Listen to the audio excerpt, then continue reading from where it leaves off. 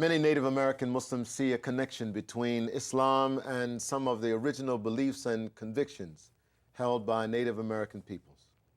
The Native American belief that Mother Earth is sacred and that humanity is obligated to take care of her is paralleled in the Quranic verse in Surah Al-Baqarah, "Behold, thy Lord said to the angels, I will create a vicegerent on earth, a trustee."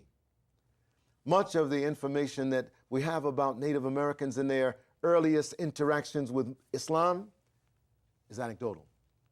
Columbus and his Arabic-speaking Muslim guides, stories about the interactions of escaped enslaved Africans, most of them Muslim, had with the Native American tribes.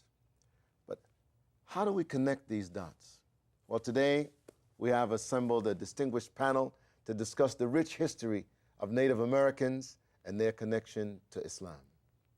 I'd like to welcome Jay Winter Nightwolf, host of the most dangerous show on radio, The American Indian's Truth, the only Native American program on FM radio in the Mid-Atlantic region. Also joining us today is Latanya Barlow, a revert to Islam of 5 years, and she is currently holding the position as an orphan program assistant at Islamic Relief USA here in Alexandria, Virginia. And rounding out our panel is Miss Sarita Cabell. She is a mentor to Native American youth and is involved in a number of nonprofit charities. She also happens to be the daughter of Mr. Nightwolf and the sound engineer for his radio program. Thank you all for joining me. And first, before we even get started, because most of our audience, they hear about Native peoples, the tribes, and so on. What's your tribal backgrounds? I'll start with you, Nightwolf. I am Cherokee, Taino, Shoshone. I am a registered member of the Echota Cherokee Nation. Sarita. And The same? Same. You might have got some from the other side. I don't know. I have other tribal connections, but primarily I relate to Cherokee. I speak the language and was raised in the traditions. And Latanya. And I am Dine from Arizona. My father is Apache Chiricahua, and I speak, read, and write the Dine language. Amazing. Fantastic. As we were introing this talk, I want to talk a little bit about these sort of faith traditions. Is there a nexus, some commonality in the big beliefs between Islam and the traditional beliefs of Native peoples?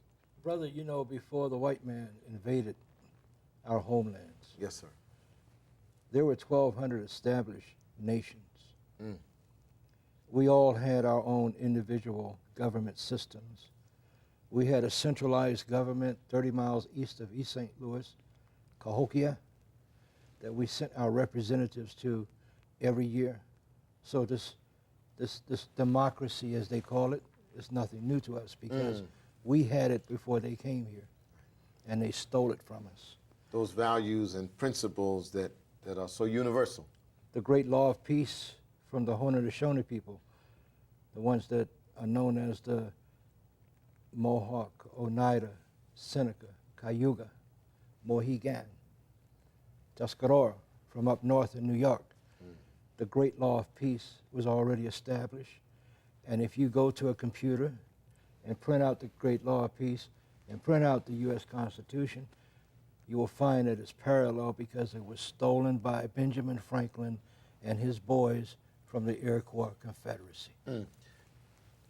Latanya, Yes. those principles as a Muslim and a Native American, do you find some? Yes, there are great similarities.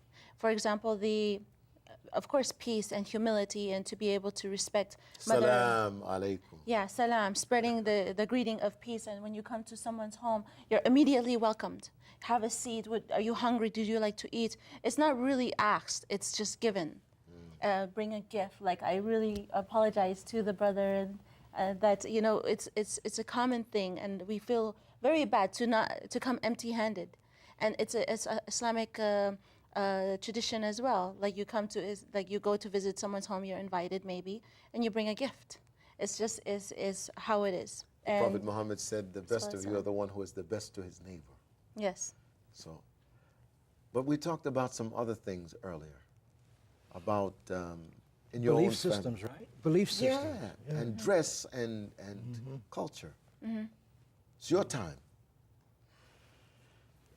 We have always believed that the Great Spirit, some call him Allah, some call him Jehovah, some call him Yahweh, some call him Yahweh, and we have many names for him within our languages. The Great Spirit, responsible for everything that exists here on Grandmother Earth. And he made us, all of us, the black, the red, the white, and the yellow, as brothers and sisters, not as adversaries. But he made us and he placed us here to serve each other and to be guardians of Grandmother Earth. Indeed.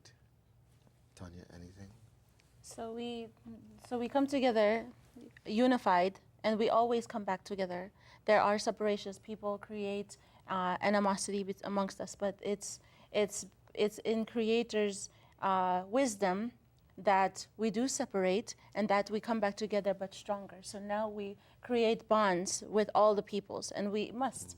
It's a trust upon us. You know, I'm hearing in my head a verse from the Quran that says, you were created in different tribes and nations. لِتَعَارَفُوا, that you should know each other.